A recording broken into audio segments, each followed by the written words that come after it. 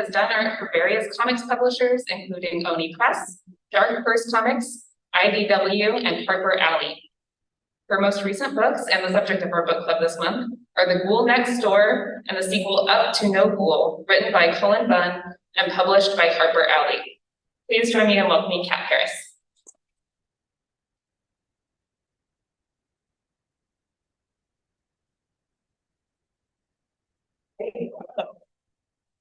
Turn my computer back on because it got bored of sleep. But hi, I am Cat Farris. It's lovely to see everyone. Thank you so much for coming out here. The weather is terrible, but I'm really glad that everybody is here. Hopefully to talk about comics with me. I hope I don't nerd out too hard, but if I do, you can raise your hand and tell me to stop. But hopefully that won't be a problem. All right, so, gosh, where should I start? Let me tell you all a little bit about how I even got into comics in the first place, because I feel like after being a professional artist for the last like 15, 16 years, I've discovered that almost no one gets into comics on purpose, it seems like. Everyone just kind of trips into it in their own way. I remember when I was 12 and I was really obsessed with the X-Men, and I really liked Jim Lee's artwork the most of all. I thought, oh, it'd be so cool to work in comics, but gosh, that's such a fun job. I bet you don't even get paid for it. I probably like couldn't make a living doing that. My parents would be mad at me. And so I stopped thinking about it. And I was like, I'm gonna go to vet school and be a veterinarian. It's gonna be great. So I kept thinking that until about junior year of high school when I was teaching. Yes. And my art teacher pulled me aside after class one day and she was like, Kat, you're gonna go to vet school, really? I was like, yes. She was like, I don't want to push you in any direction, but I just want to say I think it might be a waste of your talents if you became a veterinarian and stopped drawing. And I was like, but I don't know how to be an artist. And she disappeared into the back room of the art room and grabbed a huge stack of art school catalogs for various art colleges and plopped them in front of me and told me to take them home, look them over, and think about it. And before I knew it, I had my heart set on going to art school and becoming an animator. My parents were extremely dismayed because they also believed that no one would ever pay you to do art. My dad was very disappointed. He wanted me to become a doctor or a vet, and it took him a long time to wrap his head around like supporting me for that choice. I think he read in Forbes back in 1999 that a Pixar animator's starting salary was like $60K, and he was like, okay, I can allow you to do this, that's fine. You just have to go work at Pixar or something. And I was like, okay, Dad, we'll see what happens. So I ended up going to the Savannah College of Art and Design in Georgia, which is just about as far away from Portland, Oregon as you could possibly get. And I spent 4 years studying 2D animation at SCAD. I minored in drawing. I used to always tell people like, I just don't want to do 3D. I just like to draw. I don't want to stare at a computer all day. Just give me paper and pencil. Yeah, then I graduated in 2004 from SCAD. And that was the year, I don't know if anybody here remembers, a lot of you were probably too young, but in 2004, Disney and DreamWorks both shut down their 2D animation houses and went entirely 3D.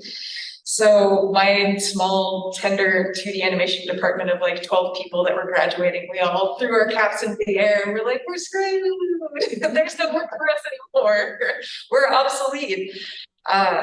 So I went to Japan for a year and taught English. And then panicked and came back to Portland. And I was like, well, Leica is here. Let's try and get a job at Leica. That'll be fine. We can live with mom and dad and we can try and get a job in the animation industry. While I was trying to do this, one of my friends from college was also here doing an internship at a comic studio, which at the time was called Mercury Studio.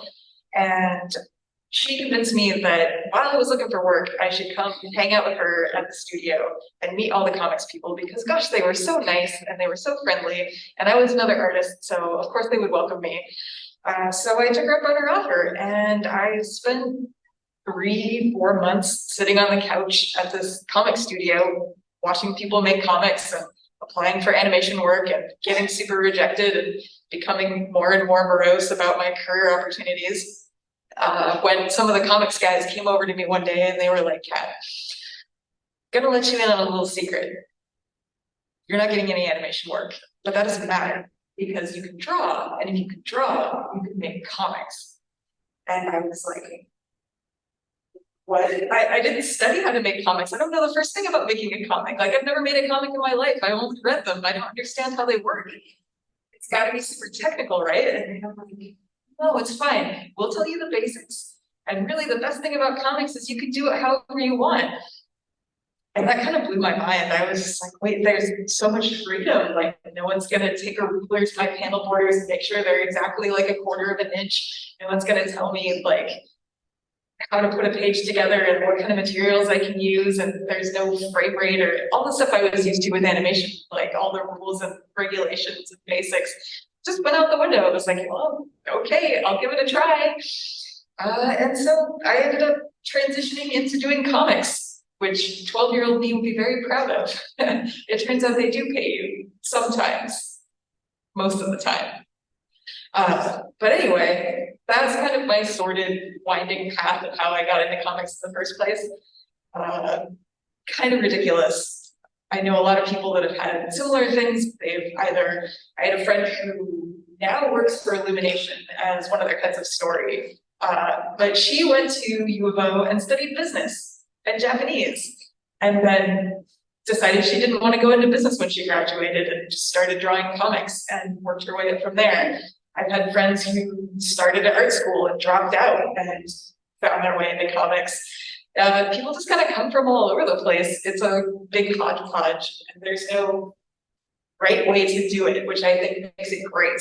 Like, you can have your big, expensive, like Marvel and DC, super high budget comics that are worked on by like tons and tons of people all working together, doing different parts. And you can have just some random person who hangs out at Kinko's all day and does their own like self-published Xerox zines of their own stories that they've written and drawn and lettered all themselves. Like, there's literally zero point of entry for comics that's like gate kept by anything. If you've got a paper and a pencil and an eraser and some ink, you can do it. And I really, really fell in love with that while I was learning. Like, it was so fun and free to like tell my own stories and be in charge of my own stuff. If I had wanted to animate my own film, like, that takes years and so much expensive technology. Like, I can do a mini comic in a couple of months and then like have it at my table at a comic convention and share it with people right away. Like, I don't have to wait for years to get my stories out there. And it makes me super happy. Gosh. Sorry, I'm an introvert by trade. I work at home and I spend pretty much all of my days, all of the time, talking to my dog and my husband and no one else. So it's definitely a change of pace to be up here in front of so many people. So hopefully my brain will not like melt out of my ears too many times tonight. But if I pause for a second, that's probably what's happening. So, you know what? Let's talk about how I like to make comics. And we'll use a page from Up to No Ghoul actually as our example, because for that one I had to break the process down into a couple more steps. So I have records of everything that I did, whereas Ghoul Next Door I had a little bit more time. So I don't have records of everything because I was doing multiple things at once. It doesn't sound like it makes any sense, but I promise it makes sense. All right. So before I get a comic, this is what it looks like. Not very exciting, right? Like, it's literally just a bunch of black type on a plain white page. There are no pictures whatsoever. There's just descriptions of what should probably be in those pictures. You would think reading a comic script would be really, really fun, but it's pretty much universally loathed by all artists, pretty much since the beginning of time. Because it's so much work when you have to read it, when you know you're going to be having to draw it. If that makes any sense. Like, when I read a comic script, I'm not like reading it like a novel, just kind of enjoying it for the story. I am putting on my working brain, and I'm picturing every panel and all the options that I have for like how to communicate what's happening in those panels, how I want to arrange them on a page, like what's going to work best to serve the story, trying to think about where the letters are going to go, because I don't want to make my letterer mad at me if I put too much art in a panel and don't leave them enough space to have their balloons. It's a lot of work. So yeah, reading through a comic script takes a long time and it gets really boring. But it's also kind of exciting because like, this is where the artist gets to do their magic. Like, if you collaborate on a comic with someone else, you are tasked with bringing these words to life and making them exciting to read and turning them into pictures. That's really pretty cool. Like, there's not a whole lot of other industries where you just turn words into drawings with more words and have those together in a book. Like, it's a pretty fun process. But as you can see, my writer probably was for me. This is page 142 of Upstone Ghoul, and we have 4 panels. We've got not a lot happening on this page. It's a pretty exciting page, but from this script, it doesn't look like much. But what I do after I finish reading the script is I start by doing a really rough drawing, laying out. Using the, you kind of see some like light blue lines on the edge here and a little bit of pink over there. This is a template that tells me exactly what size and shape all the panels need to be and where all the important stuff needs to go, so that when they print the book out and trim it, nothing important gets actually cut off when they trim up the book. So I like to plan early and set up like how I want the panels to look and make sure they're all going to fit, and I have room for, in this case, there's no lettering on this page other than the sound effect in the background, so that's really handy. I don't have to worry too much about balloon placement here. And just also my editor needs to see how I'm thinking and how I'm visualizing this page. So once I'm done doing this for all 192 pages of the book, I will send them to my editor, and then she gets to take a look at it and make sure that everything flows and is making sense, and that even though it's a rough drawing, that she can still tell what's going on. And then she gets the opportunity, after this is shown to her, to tell me to make big corrections. Thumbnail stage is the best time to make big corrections to a comic book because it's all rough drawings and it's all, I mean, in this case, digital pencils, but it's all pencils. So I'm not wasting a lot of my time. And she's like, well, actually, if you want to take Lavinia and like make her 3 times the size that she is now, that would be great. Oh, I mean, fire. This is a rough drawing, so I don't mind erasing it. But yeah, this is the part where I take the most feedback usually, and make the most, like, moving things around. Sometimes I'll add panels, sometimes I'll delete panels. If it doesn't look like I've saved enough room for word balloons, like I'll skip things around. It's a really flexible stage of the process. But after everything gets approved, I clean everything up and basically do final line art, but just with pencils, because I'm a really nervous inker. There's something even after all these years that just freaks me out about having to put ink on a page. It's so permanent, like I don't want to mess it up. So I try and make my pencils really clean. So all I have to do is like go over my artwork. I don't have to think too hard about it. Everything's already been decided. The characters all got modeled. This is my editor's last chance to make any big changes too, because after I put ink down, I'm going to actually be putting real ink on real paper for this. A lot of people work digitally all the way through nowadays, but for this book, I decided that I wanted to thumbnail and pencil digitally because it gives me the most freedom to erase and move things around without like erasing and leaving marks on my paper. And then I would print things out and I would actually put them on real good paper and use real ink and real watercolors to ink and color it. So it's really important that like everything looks clear and the editor knows exactly what's happening, the writer knows exactly what's happening. This is the last chance for big corrections and big mistakes before I print them out. And then I go over them with my actual pen. And you can see I've left the sound effect is kind of barely visible because of the lighting here, but it's there. It got printed out, but I didn't trace over it because we're going to be painting it with actual paint later. But I just need to remember where it is, so it's in there. And I've gone and I've inked everything else. At this point, because we were a little short for time when I made this book, we sent these inks off to the letterer right away. Usually the letterer does letters over final art, but in this case, again, we were in a hurry, so the letterer got my inks and lettered over my inks and then made final adjustments after the final scans came in. So usually, because it's real ink on paper, I don't send it to my editor at all because whatever they say, like, I can't change anything. It's already on the page. Like, I can't take whiteout to it because I'm going to be painting over it, and you can't paint over whiteout.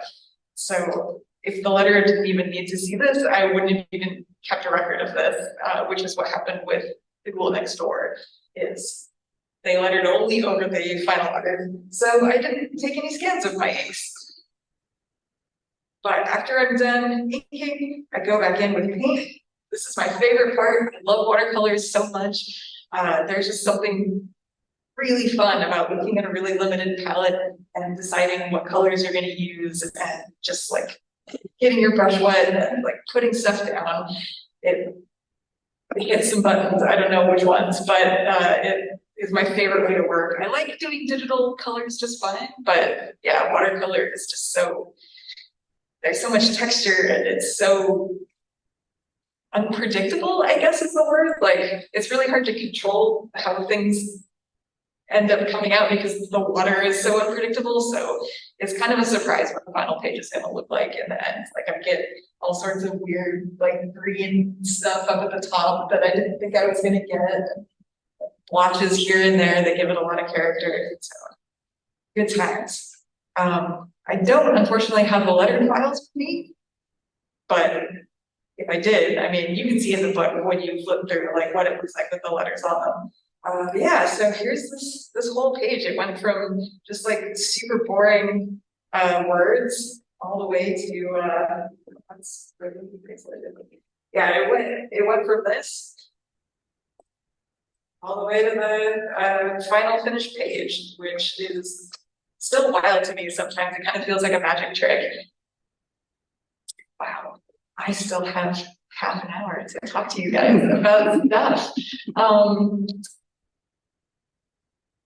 you guys want to see me draw something on this giant piece of paper? Yes. Okay. I will do a little drawing and kind of talk about how I like to think when I'm drawing a character.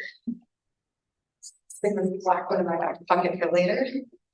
I know a lot of people, especially with an animation background, like to draw with a blue.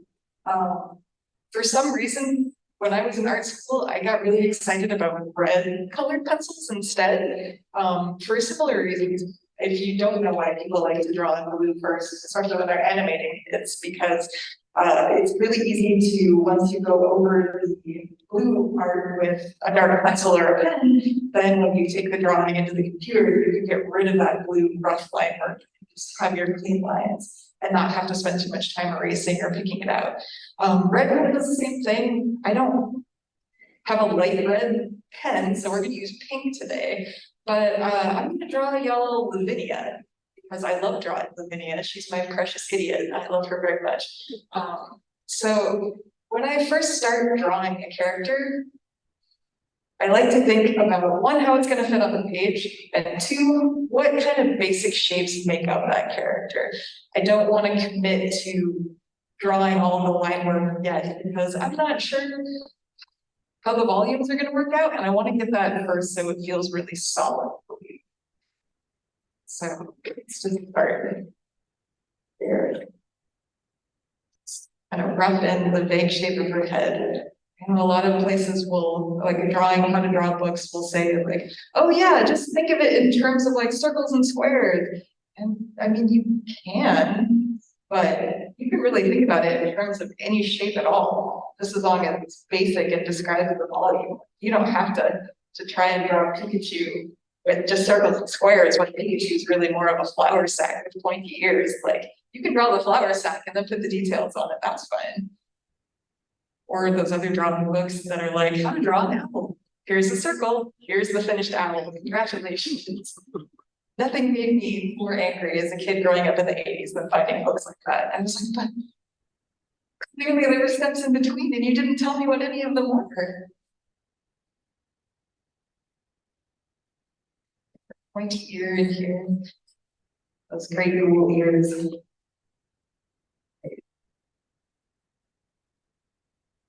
I gotta think about what her neck and her body are connecting, so it doesn't look completely made up. Lavinia has terrible posture because she's a ghoul, and that's not very important for ghouls to have good posture. So she's got kind of a hunched over sort of body, and her neck is kind of coming out at a weird angle here. So I like to draw a little bit of a line and tell me where to put her little spine bumps so I can keep it straight. Several. Then let's see. Make a note where her arm goes. Where are her shoulders?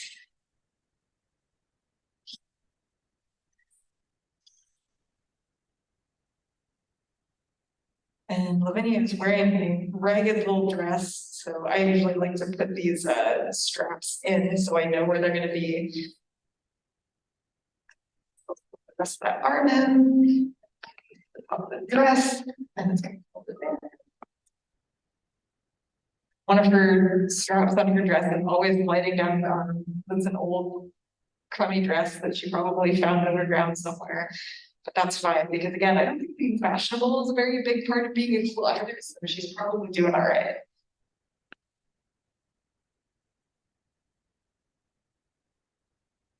It's been a while since I pulled these pockets out, they're really dry.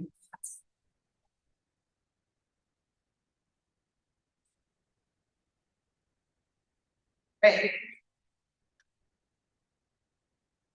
Best part about drawing with a light colored thing first is you can draw through your drawing. Like I've done, you can see I kind of made a note of where her chest is coming and her stomach is, but I still need to put her arm in here. So I'm just gonna draw that right over there. It doesn't matter. We're gonna go over this with black ink for a final line anyway.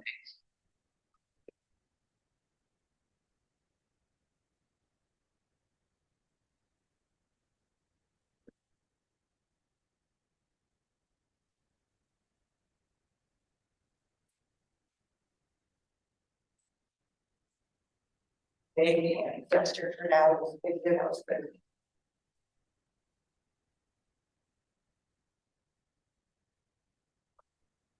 one more time.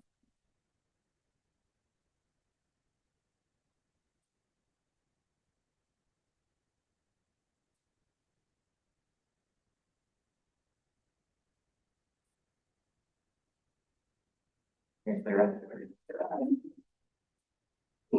I did not do a very good job thinking about how this was supposed to fit on a page. Got a little too, that is one thing that digital art has ruined for me forever is, excuse me, if I draw something digitally and it doesn't fit the way I want it to, I can select the whole thing and I can scoot it over, no harm done. When I'm drawing on real paper, I forget that I can't do that. And then I draw something and it goes on the page and, oh, I'm gonna have to erase that whole thing now. Oops. But that's all right. This is just the technique that I'm drawing, so no worries. All right, make sure we get the rest of her dress in here. More folds. Okay, now we got to figure out where her face is going. I usually try and leave the face till last, just because if I do have to erase the whole drawing, I don't want to waste my time getting a really nice detailed face that I'm in love with, only to realize that it's not on the page. So I usually like to put a line down the center of the face just to kind of give me an idea of like what way she's looking. And then do another cross line so I know where to put the eyes and the nose. And Lavinia's got big ghoul eyes, so we're gonna make sure they're nice. It's like a little withered, short little nose here, not much of one, and a huge smile.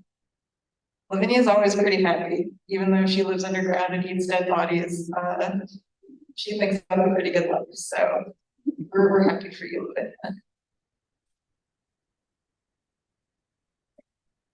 She's old, well, I mean old, yes, and kind of withered, even though she's still technically a kid ghoul. ghouls live for a really long time, so she's got these little wrinkly lips and teeny tiny sharp little teeth. I'm just gonna make it out. It's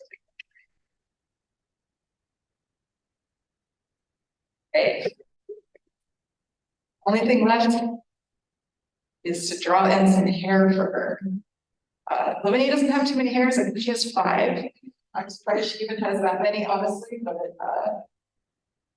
yeah, she's got these little spindly things. Very wispy, really fun to draw because they just kind of go whatever direction you want them to.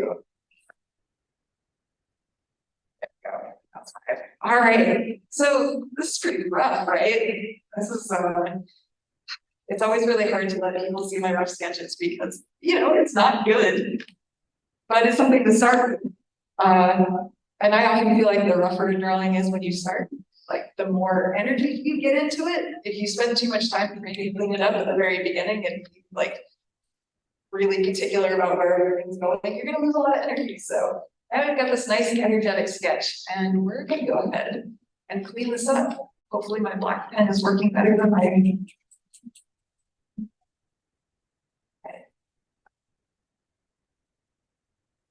the challenge when you're cleaning something up is to pick the right lines. I've made quite a few. It's kind of a mess, but just decide what you think is going to work and go ahead and start laying down your black lines.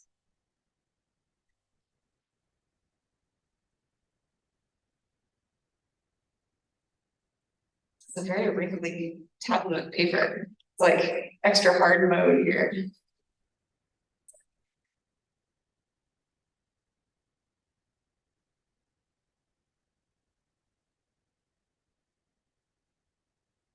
I almost feel like I should let people come ask me questions while I'm drawing too, just to like fill the space.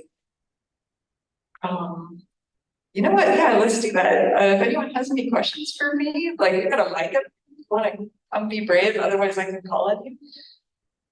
Yeah. Do you ever need any inspiration? Oh my God, all the time.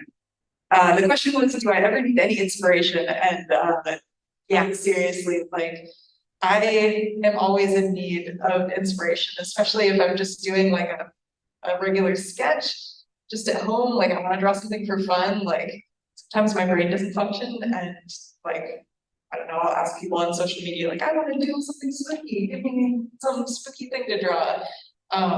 Or I'll go like, when I was working on this comic, I referenced my friend Tyler Crook's artwork quite a bit. If you're not familiar with him, he does a book with the same author that did Ghoul Next Door, called Harrow County. And Tyler also did Watercolor Girl.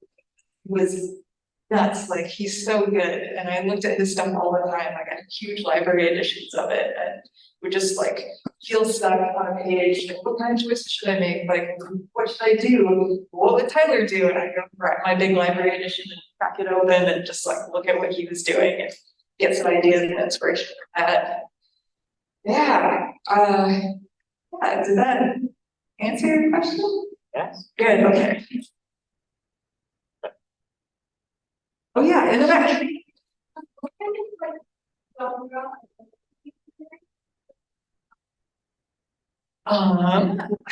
don't actually do a lot of my own writing, honestly. Like my favorite thing to do is to take other people's ideas and draw those. And that's probably mostly because I'm really self-conscious about my writing. Like because I went to school for art and drawing, I feel like I have some authority to draw pictures, but I didn't go to school for writing, so I get really nervous when I try and write stuff. But I did write a fantasy webcomic, which is still on the internet at thelastdiplomat.com. It's very unfinished, but I really enjoyed writing the fantasy genre quite a bit. Especially that idea, it was a girl who basically can talk to monsters, and she's basically the only girl in the world that's left that can talk to them. So not only did I get to draw this one girl who was like a fighter and super brave and had a lot of adventures, I got to draw whatever weird little monsters that I wanted to draw, like all over the comic book, little monsters and flowers, the main monster character companion, like evil monsters, good monsters, like that was really fun. I love it. If someone comes to me and says, "Want to draw monsters?" I will always say yes because monsters are the best. Which is probably why I like Olivia so much. Like, she's pretty monstrous.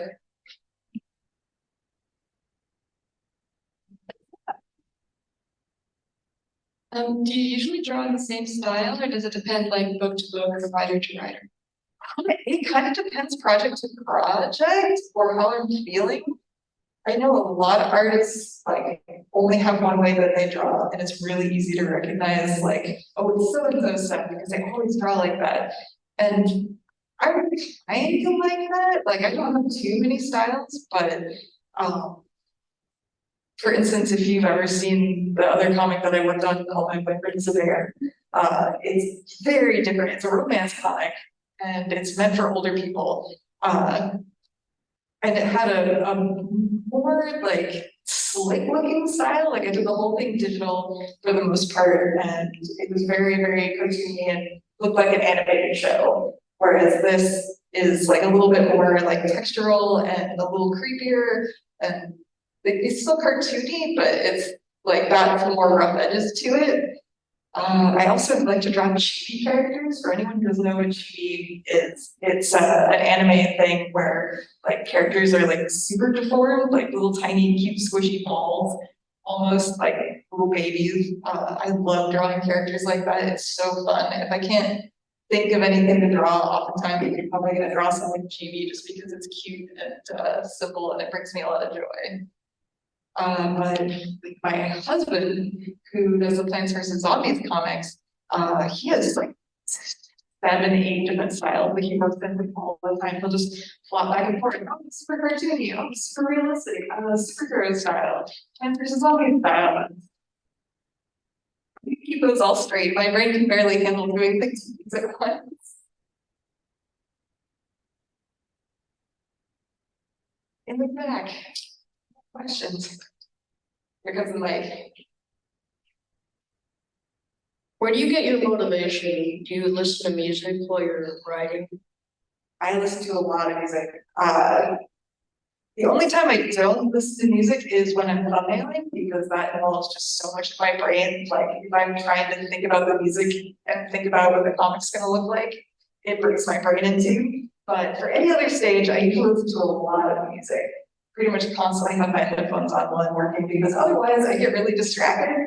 So I use music to one, like help pump me up to do my work in the first place, and two, to keep me at my desk so that I don't like draw one panel and say, ah, yes, that panel was amazing. I deserve the reward of sitting down and looking at my phone.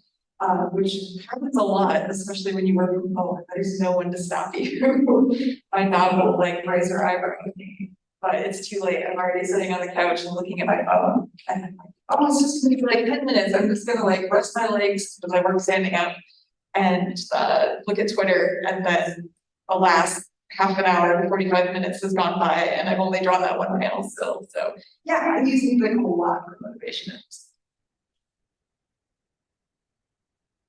Mind explaining what thumbnailing is? Yeah. So do you guys remember the second image that I showed you that was the really rough drawing? We tend to refer to that as thumbnail because if you are a smart artist who is concerned about saving yourself time, you will do them really tiny. Most of my colleagues thumbnail like a whole page of comics is about this big, and they just get the basic shapes and shadows down and the panel layout and then move on. I never got used to that. I think a lot of times because I would get a really cool sketch in the tiny thumbnail and then I would lose that as I tried to blow it up and turn it into something that I could draw in regular size. So I decided that I was just gonna start thumbnailing like at full size that I was going to be drawing my comic at. So that way, if I got good gestures and sketches underneath, they would still be there when I was to go pencil them. I wouldn't have to worry about like redrawing it in a bigger size later. Yeah, thumbnails are thumbnails because they're supposed to be really small and simple and quick. And it's the roughest first stage of most people's comics. Some people are nuts and totally skip that stage, but most people like to do rough layouts first because it's really easy to get your thoughts out without thinking too much about making stuff neat and tidy.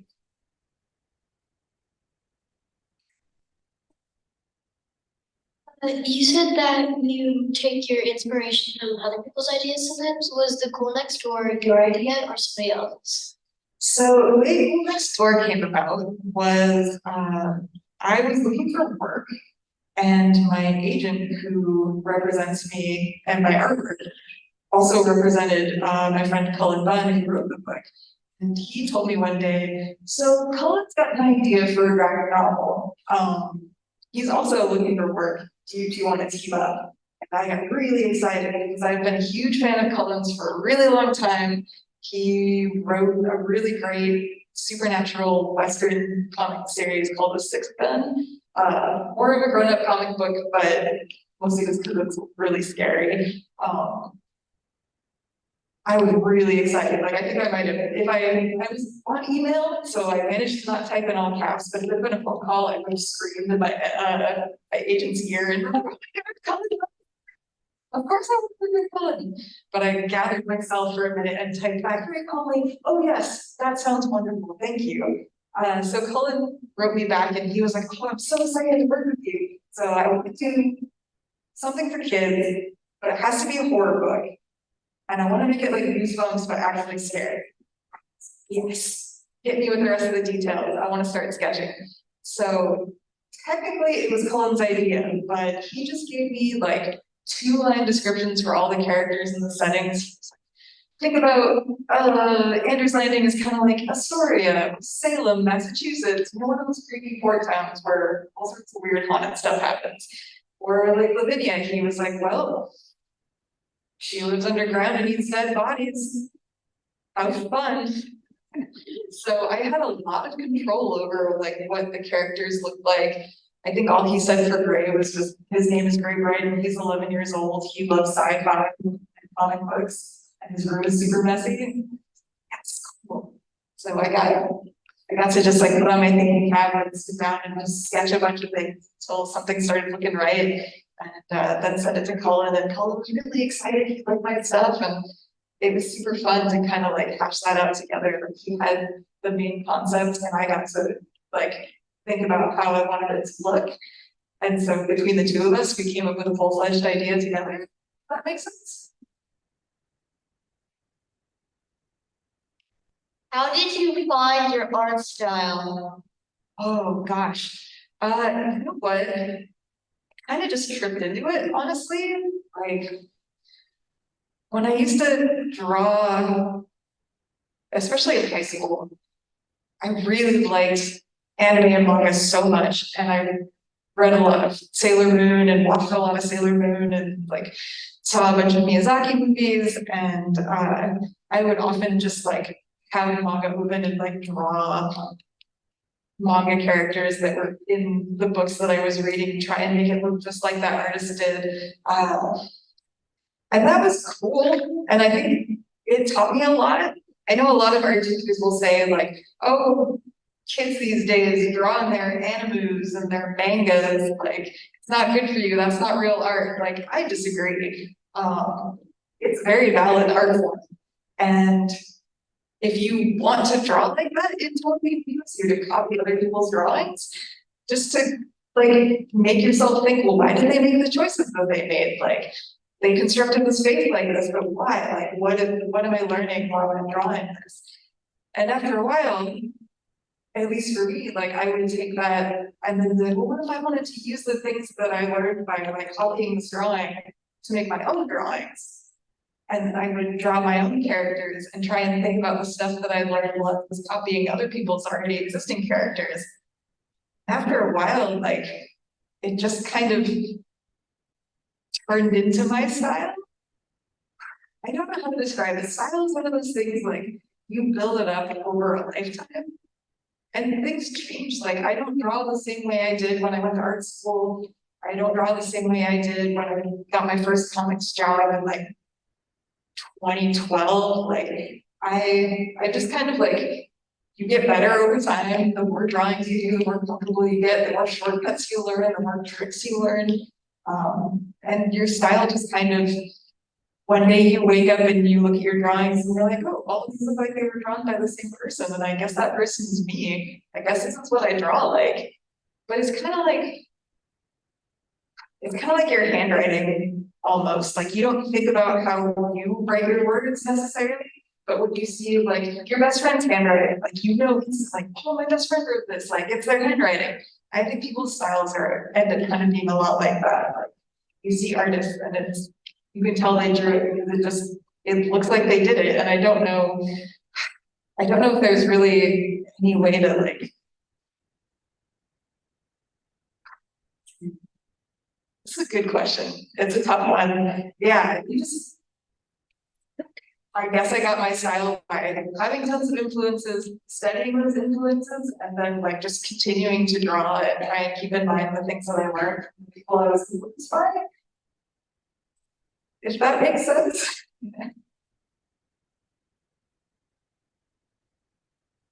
You do on your days off? Oh, I really like 3 things. I like video games, I like baking, and I like my dog very much. Those are like my favorite things on the planet. So usually I'm probably playing video games on the couch with my husband, who's also playing video games, and the dog is also on the couch, but not playing video games because obviously she's a dog. But if I'm not playing video games, I'm probably making something. It seems like kind of a weird hobby to have, but it's one of those few hobbies where you don't use your hands and arms too much. You mix things, but like it's not like knitting or video games where you put a lot of restraint into it. So it's actually kind of good to have as a hobby for an artist because you draw comics or anything all day long, every day for months on end. Like you put a lot of strain on your fingers, your wrists, your arms, like. So it's nice to have a hobby that doesn't necessarily involve doing that, just to give your body a little bit of a break. But yeah, that's mostly what I do. I play a lot. I just almost finished Tears of the Kingdom. It's my most recent video game. It's been really fun, but the end of the game is very hard. So I'm taking my time. All right, we got a couple questions online. Oh, yeah. When you feel stuck on a drawing, what do you do to get unstuck? Oh man, that's a good question. That happens to me a lot.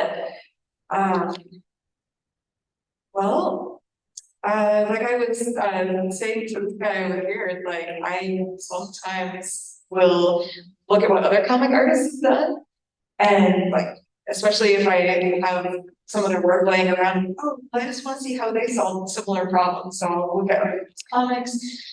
Sometimes I'll just give up and walk away, honestly, for a while, like take the dog outside or like just go sit down on the couch and stare into space. Or when I worked at my studio more often before COVID, I would sometimes go to my studio mates who were all professional artists themselves, and I would just say, God, Randall, please help me. My drawing, I don't know what I'm doing. Like I'm trying to lay out this like establishing shot of this fancy aquarium ballroom art gallery thing, and I'm stuck. I don't know what to do. Like, would you please come over and take a look at it for me and like tell me how you would do it so I can like at least break the artist block in my brain. And that was always super handy because everyone at the studio has their own style and their own way of thinking about things. Some guys work just all like traditional like superhero comics and have that kind of a background. Lots of people are indie folks, like there's a little bit of everything. So it's really cool to get someone else's perspective, like that knows what they're looking at and can tell you how they would solve the problem. And then you go, oh, that's a great idea. I never thought about that. One of my studio mates, Steve Lieber, is a huge fan of, oh, you have an establishing shot with a huge crowd scene. My favorite trick is to take a huge figure in the foreground, put it entirely in silhouette and cover half of that kind of easy. So you just have a couple of extra people there that suggest a crowd, but really, like most of that panel is just a black head shape and it works. Like it's a great shot and it saved me so much work. in the Ghoul Next Door, actually, there is a scene where Gray comes into the gymnasium for his history presentation at school, and Cullen had described it as like, here's this gymnasium, it's filled with kids and teachers and all of their projects, and he listed like, I don't know, 10 or 11 different kinds of school projects that I could have. And just, oh no, like all I could think of was doing it as a down shot and having all the tables and all the junk there. And then Steve was like, nope, slap that figure in the foreground. So I have a big student and a huge student display, and we're kind of looking at it at an angle. So you get the suggestion of a gymnasium full of children with their science projects or history projects, but I didn't have to draw more than like 4 or 5 of them. It's awesome. And then one other question, Yes. how long does it take to write a decent sized comic? I didn't know the person to answer that question, actually. Like I said, I don't really do a lot of my own writing, so I don't know the answer to that. Drawing, well, I will say my experience with Ghoul Next Door, Colin wrote the final script for Ghoul Next Door, which was 192 pages in 3 months, 4 months. He wrote really fast, I think. I don't think I could write a 192-page graphic novel in like 3 to 4 months. But you know, he's Cullen, he's a super pro, so he just banged that out, I guess. For the drawing part for Ghoul Next Door, for me to do 192 pages of art, it took me a year and 4 months. And that was me moving faster than I've ever before in my entire career, because the publisher didn't understand when I said a year and 4 months, like I need at least a year and a half. And they were like, what's that? The book's coming out, so you gotta get it done. And I was like, oh no, I've gotta figure out a way to draw as fast as possible and make it look good still. Yeah, it kind of depends on your experience level. I've been trying to write a graphic novel myself actually for almost a year now. But I'm really bad at it, so it's taking me a very long time to get even like a few pages out. But if someone is a seasoned professional that's done it all before, it might only take them a couple of months. Like it really kind of depends on how comfortable you are with the writing, I think. You said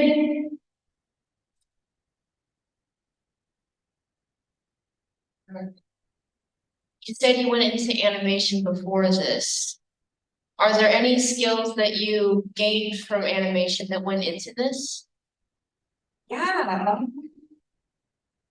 I would say like the way that I draw my characters kind of came out. Like I didn't like spend a lot of time like some people like looking at a lot of superhero comics. Like I looked at a lot of animation. Like that's my favorite thing is like anime, American animation. I grew up watching tons of like cartoons and animated movies. And when I was working in animation, like they often stress to you, if you're gonna animate something, keep it simple, because you're going to have to draw that same character over and over and over and over again, like 12 frames a second.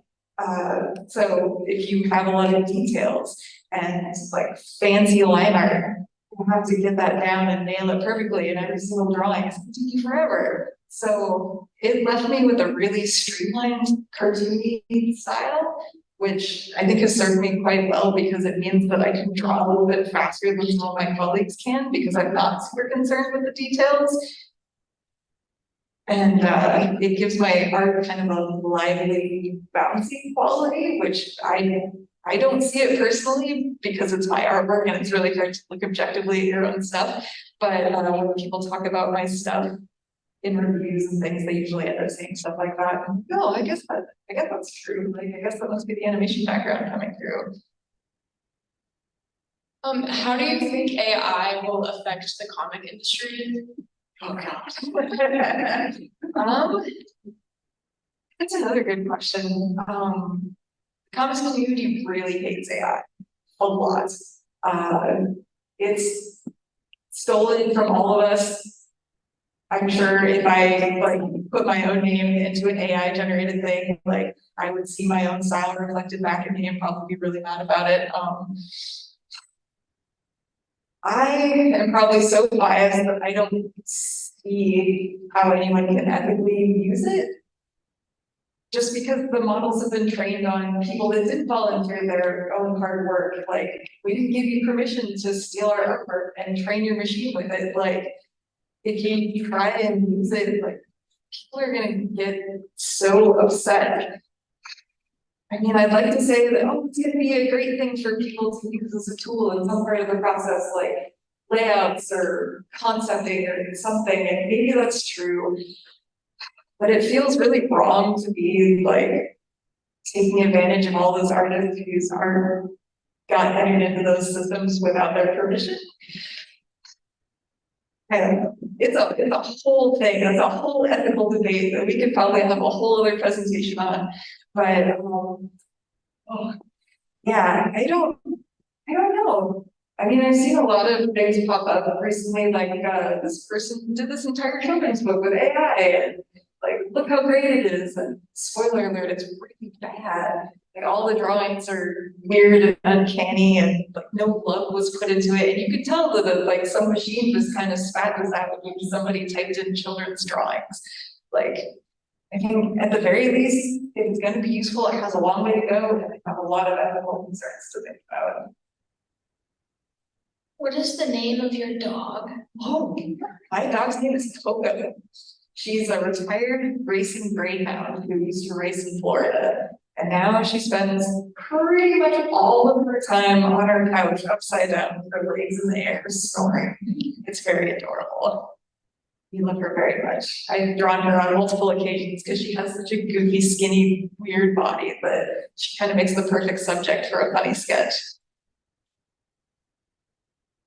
I really wanted to ask about character design and if you've ever designed your own characters or OCs, how do you go about it? How do you give them personality? Oh my gosh. Oh man, I love making OCs. OCs are the best. Like, not only do I love my own OCs, but I love it when people commission me to draw their OCs, because you can really tell like what's fun and interesting to other people when you see their own characters. My very first original character was named Cody Coyote, and he was literally just a super cartoony, fully nude coyote. No like bits out or anything. He doesn't wear any clothes. He was kind of like a Bugs Bunny backpack thing. And his look was kind of based on when I was in middle school, we had a cartoonist come to our school and do a presentation, and he showed us how he liked to do cartoons. And I was like, oh, cool, I can do that. That seems accessible. So I kind of like made it look like it was kind of in his style. And I carried that with me all the way to art school before I kind of changed how I drew. And gosh, let's see, what else? I guess I did some characters for my webcomic. I had a human character and a monster character, and both of them were super fun to design. Like, I wanted to like design a girl character that like looked like she was like rough and tumble, but like also kind of soft and sensitive, because she ended up getting thrust into this thing that she never wanted to do, but like she's mad about it and she's not going to take all of her bad circumstances lying down. And then like the little monster character was super fun because he was really short compared to the main human character, and like had these big old arms and like humongous eyes. I had a thing for humongous eyes as a video here. But one thing I like to think about when I'm doing any character design is I like to think about something we call silhouette value. And what that is if you take your character and you black it all the way in, so it's just a black shape, like what does that look like? And if you take another character that you design that goes next to that character and you do the same thing, how different are they when they're next to each other? Like, a really good way for readers of comics or watchers of animation to distinguish characters from each other is to make them all have super different silhouette values.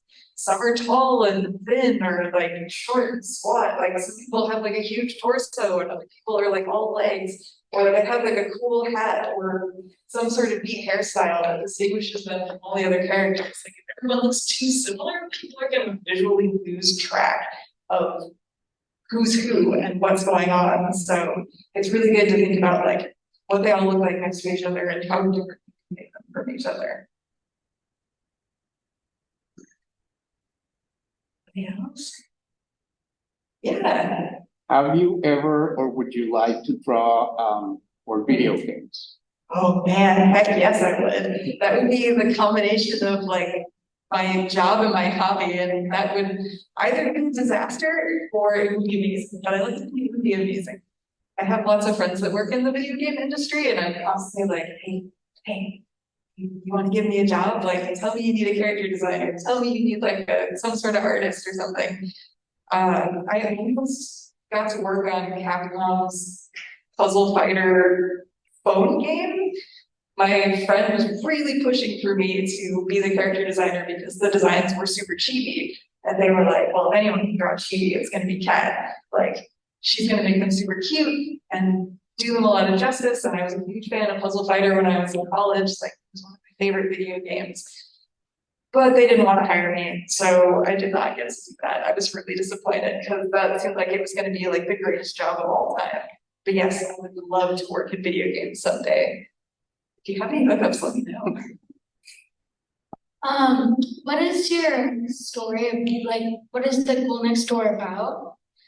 Oh, so Ghoul Next Door. I actually have a picture I can show you, even if you haven't read it yet. This computer back up, I went to sleep because I wasn't using it, but there we go. Ghoul Next Door is about this guy right here, Gray, and the ghoul that I'm drawing, Lydia. Here's a picture of the two of them. I did this for a library charity this summer, but all right, Gray is just a normal kid, and he likes spooky things, and he's into comics and like sci-fi and all sorts of stuff.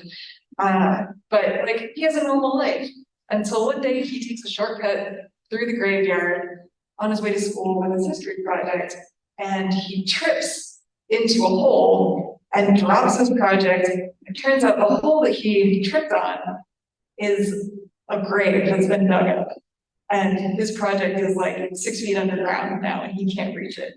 And it is smashed away by a mysterious hand, and everything kind of goes downhill from there for him. He gets all sorts of weird gifts, really creepy, scary stuff, like a comb made out of bone and a doll that looks like him, but in a really creepy way with like teeth sewn onto the front of it.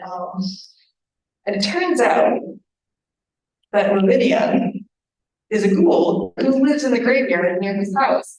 And she actually has been wondering what it's like to be human. And she thought that maybe if she made friends with Gray, she could find out what her life would have been like if she hadn't been turned into a ghoul when she was a baby. So they become friends, even though it is 100% forbidden for humans and ghouls to be friends with each other. And that ends up getting them in quite a bit of trouble. And they have really fun adventure trying to prove that their friendship is important and that maybe the old rules are bad.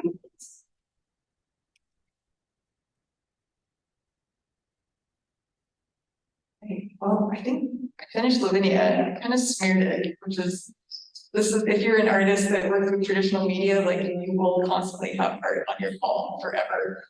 Marker, paint, graphite, like I'm really bad at not smearing my artwork. You think I would be better after all these years, but no, I'm constantly not aware of where my hands are at any given time. But anyway, here she is, all cleaned up. I'm gonna give her a little word because it just seems appropriate. So my marker dried out while I was answering questions. We'll use a different color. We'll use green because she's spooky anyway, so. Well, I keep trying to fix it and I keep making it worse. Thing about these poskets is if you haven't used them yet, you have to press them a bunch of times in order to get the ink to flow down into the pencil tip. Nope, that's not happening. All right. I'm a trained professional, ladies and gentlemen, I promise. Yes, okay, here we go. Gonna give her a spooky, drippy word balloon. little squiggly tail. Lavinia's favorite thing to say in the whole world is.